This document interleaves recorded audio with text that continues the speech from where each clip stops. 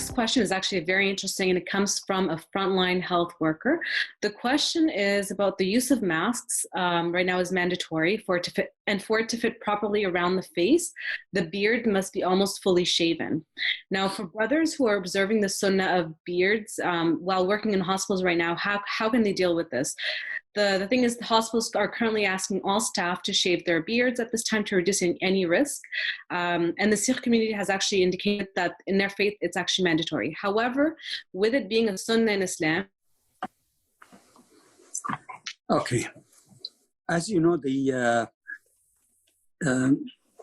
beard is at least sunnah. There are some who go to another stricter view and consider it wajib or mandatory. But there are some, like Sheikh Shaltut, even say that this is not necessarily even sunnah. It is something that changes with cultures and places and time, because, for example, there are lots of people also who have longer beards, Jewish rabbis, Eastern Christian priests, and so on. So those who at one time the beard was a distinction for the Muslim. So there is that range of views. But let's say what I consider to be perhaps a more middle ground view, that it is sunnah. But it is well known that sunnah is not like the fard, it's not mandatory. Now, there are a few who might say that, but sunnah is something, if you do, it is good, you get reward for it. It shows the love and following the example of the Prophet ﷺ, but it is not fard. And now, saving life, if indeed it is decided that the beard, and I heard it actually from one physician or even expert on this virus, that the beard, if it's not covered, for example, it could be itself a place where the virus might find an abode, and that could be harmful to the medical staff and nurses, and it could be very harmful also to the patients that they deal with, or even those who are not sick but might get sick actually with this. It's a very, very dangerous virus, unlike any others. Everybody's saying that because they don't know how do people get infected. There is a problem with mutation that takes place. I know they're trying to find out. I'm not saying that we should do nothing about it and say that's qadar. No, we are obligated. Which means then any reasonable regulations that require maybe shaving the beard for the sake of saving life. Obviously, saving life is ahead of a sunnah, at least for the temporary period when they're dealing with such a dangerous one. But just make sure that there is no other accommodation. I'm not getting into that. I'm not a doctor or expert on this kind of dangerous viruses. So I don't see, if there is no accommodation, it is a requirement for safety, then definitely saving life take precedence for the time being, not in terms of our belief as Muslim. It's a temporary measure, just like closing.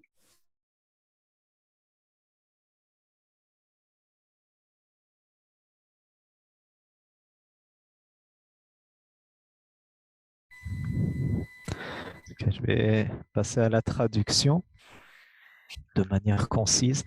Donc, la question, Inch'Allah, elle est claire pour tous. C'est par rapport à la barbe, et quand on porte un masque, est-ce qu'on nous demande, quand on nous demande de la raser ou en tout cas de l'écourter, est-ce qu'on a le droit? Il y a pour l'avis légal de laisser pousser sa barbe une multitude d'avis.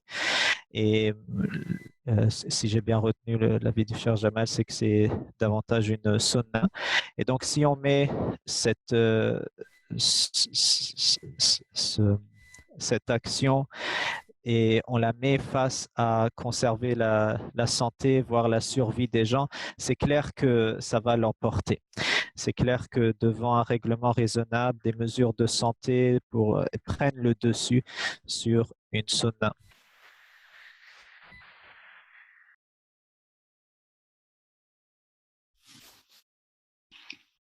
All right, Jazakallah khair.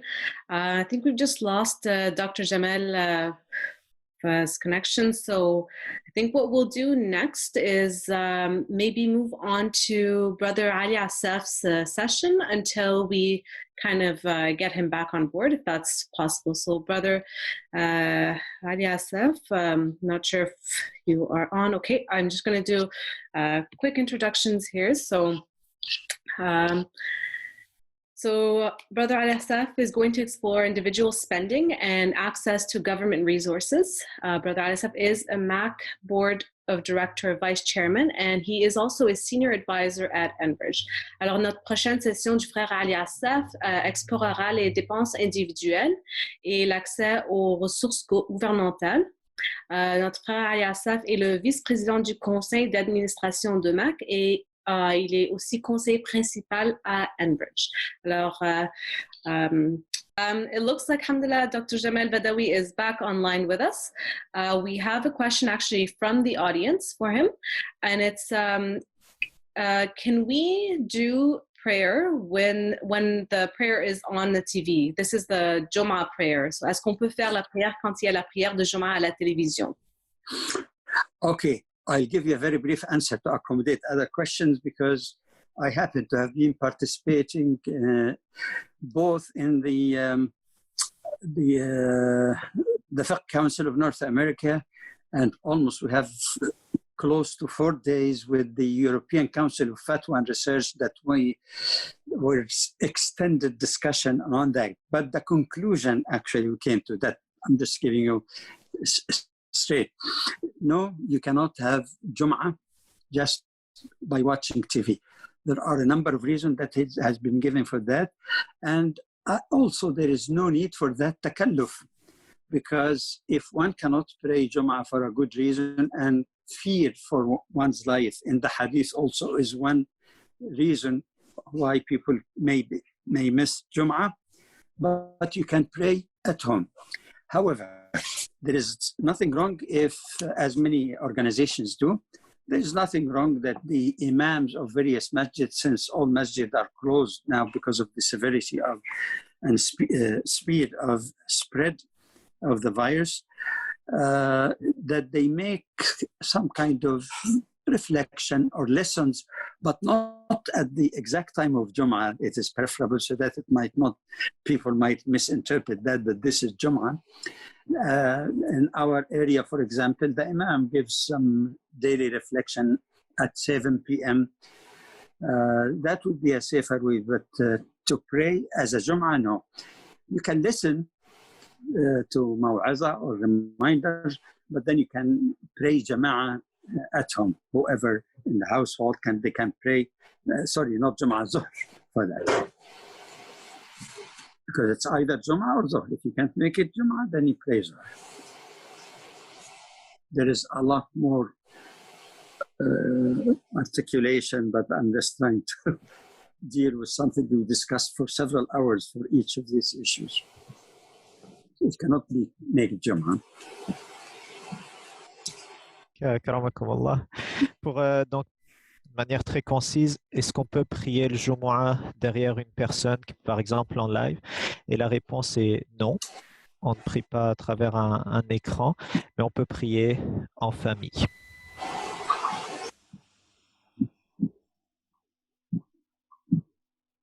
And of course, that is only on a temporary basis until Allah remove that test from us.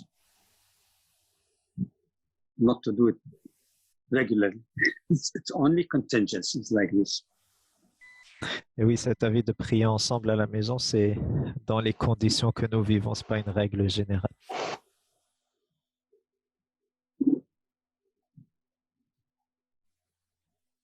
All right. We have another question for Dr. Jamal. So the The questioner asks, my father is elderly, over 83 years of age, with medical conditions, and he's been fasting till now, mashallah, again, his doctors and his kids' advice. When he fasts, he's very weak and has to rest most of the day. In light of accessibility right now to the medical care because of the COVID situation, would you be able to comment if a man at this age and condition should be fasting? Well, there is a basic rule which is there in the Quran. فَمَنْ كَانَ مَرِيضًا أَوْ عَلَى سَفَرٍ. Someone is ill. The Quran did not define illness because, again, leave it flexible to the estimate of the person whether fasting really could hurt him. Another rule, if fasting either threaten the life of the person or his or her health or delay recovery if he's sick, then of course that would fall in the category of exemption. So it's a matter of individual person, but best check with his physician, especially if a Muslim physician who understands the importance of fasting. The fact that the person will be tired in Ramadan, but my wife falls in that category. Even if you sleep the whole day.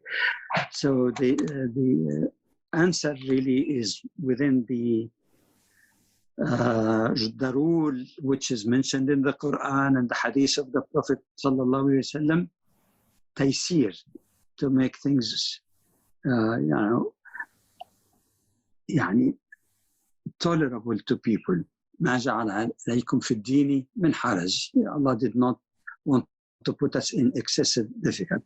And I can understand, of course, that people like that brother's father, they consider them in the vulnerable category.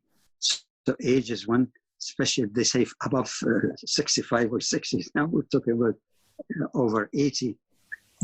And if a person has also a medical condition, but more particularly things like diabetes or heart issues, or medication that cannot be taken before suhoor or after iftar, but not take nothing. For example, some people with type A diabetes, and we have a sister who said, I have to take food with it. I'm not talking about type 2, the type A category. In any case, consult with your doctor. And if he has a strong desire and the doctor say there is no risk, then otherwise, if it endangers the well-being or the life of the person, then he must not even fast. Okay. Pour traduire, c'est la situation d'un monsieur. I can summarize it, okay. Yes, I can summarize, no problem. Okay, go ahead. Donc, une personne âgée, hafidhahullah, qui a un problème de santé ou des soucis, et puis qu'en est-il de son jeûne? Premièrement, Allah subhanahu wa ta'ala a bien sûr donné la possibilité à celui qui est malade ou souffrant de ne pas jeûner. On ne va pas lui imposer plus qu'il ne peut supporter. Et au final, ce qu'il faut faire, c'est consulter le médecin. Et le médecin va lui dire s'il est dans la capacité de jeûner. Si oui, alors c'est à lui de voir. Si par contre le médecin lui dit qu'il y a un danger, un risque pour sa santé, on peut prendre de l'avis médical une interdiction de jeûner.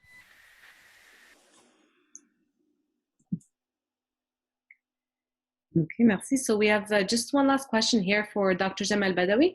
It's another question related to Salat al-Jum'ah at home. So the person asks, my family is 2 males and 3 females. Can we still pray Jum'ah at home? No, you cannot pray Jum'ah at home regardless of the number of male or female, because Jum'ah has to be like in a public place where people can come, preferably the masjid. So what the European Council concluded is that you can pray Zuhr at home. There is no harm. You can pray Zuhr Jama'ah, but not Jama'ah. Because, of course, Jama'ah is 2 rak'ah only. But you pray Zuhr. And that's an ancient, this is a very long-standing rule, by the way, that if you miss Jum'ah or you cannot make it, you don't make Jum'ah at home, you pray in lieu of that, Zuhr. And there is no harm of any number of people, male or female, to have Jama'ah. Actually, can have Jama'ah, two people can have Jama'ah. Ok. Donc déjà, je m'excuse tout à l'heure quand j'ai fait la traduction dans la question avant-dernière. J'avais dit qu'on peut prier le Jumu'ah en famille, mais non, je me suis trompé dans la traduction, j'ai cru mal entendre. Donc là, la question est spécifique. Si on est une famille, est-ce qu'on peut prier la Jumu'ah donc avec une khutbah et 2 rak'at? La réponse est non. Elle est remplacée par une prière, oui, en groupe, jama'a, mais on prie Dhuhr, non pas le Jumu'ah. All right, Jazakallah khair. Dr. Jamal, are there any additional comments or thoughts that you would like to share with us for final thoughts or comments? I think with a global virus like COVID-19, maybe one of the positive things that it helps humans as humans, regardless of where they are or what kind of beliefs they have, that they're all one humanity. The COVID-19, I call it, is a very democratic one, who doesn't make a distinction between color or race or gender or nationality. All are exactly in the same boat. This is a good thing to remember. Maybe it's an ideal, but we have to work for it and hope for it. That aside from differences in all the politics and economic debates and disputes, after all, on the very fundamental level, human beings are one brotherhood, regardless, one brotherhood.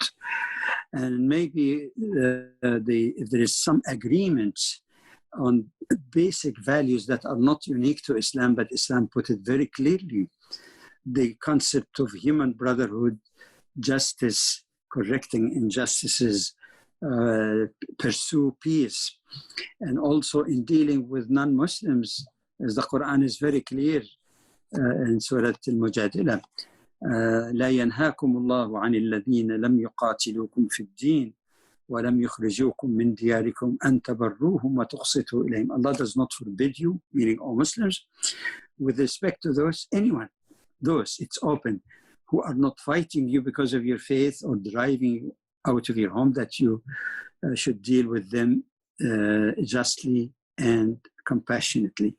These are great values. Human dignity is part of that. So once we discover as humans, hopefully, those common, beautiful, universal values, inshallah, it might be a step forward. It may not happen soon, but I hope that this is a big lesson that we can benefit from this virus. Inshallah. Donc, si le virus là est démocratique, c'est l'humanité qui est concernée et nous avons avec notre religion à apporter un soutien à tout un chacun au-delà de sa religion, etc. Et cher Jamal a cité le verset de Surat Al-Mujadila comme quoi il n'y a aucune interdiction à faire du mal à quiconque ne nous déclare pas la guerre, donc comme nos concitoyens. Et Inch'Allah, derrière cette épreuve, il y aura beaucoup de bienfaits et d'opportunités qui s'ouvriront.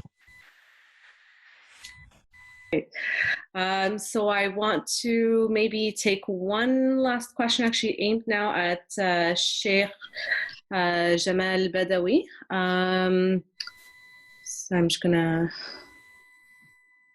So somebody is asking specifically, in these specific circumstances, are we able to give zakat to people in other in our countries of origin, so to people back home that don't have financial aid from the governments? It is permissible to pay zakah, and actually one of the fatwas, recent fatwas of the European Council, well, of course the situation in Europe and North America has some similarity. You can pay your zakah even in advance, not only for relatives but also for charitable work here in Canada, for example. And one particular issue that was raised is that because of the closure of the mosques, many of them actually depend on the collections on Friday. So they have a great deal of difficulty to pay for its employees and whatever other expenses, the upkeep of the masajid. And actually there was a fatwa that you could, in these circumstances, to give the zakah to the masajid to keep going.